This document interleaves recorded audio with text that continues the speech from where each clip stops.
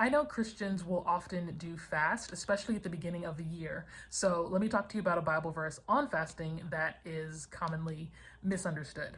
I've grown up in my Christian walk hearing Christians say fairly frequently that if you are doing a fast, if you are abstaining from food or from some other activity for a season of time so that you can seek God in a more focused way and grow in your faith, if you tell someone that you're fasting or tell them what you're fasting from, then you will lose the spiritual benefit or reward you could have received from God for your fasting.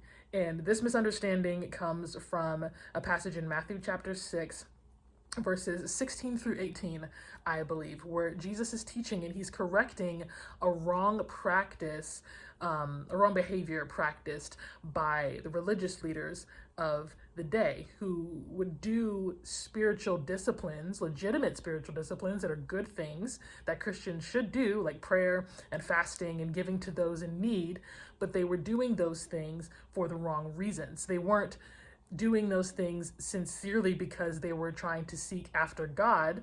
They were doing those things and drawing attention to themselves doing those things because they wanted to appear super spiritual and impressive to people and receive the praise and approval from people instead of receiving the reward of getting closer to God and having his approval.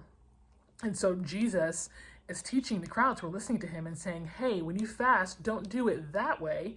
Instead, be sincere about it, be discreet about it. Don't draw attention to yourself so that you can be praised by people. Do this because you're really seeking after God and receive praise and approval and reward from him. And if you do this solely to be impressive to people and receive their approval, then that's the only reward you're ever going to get.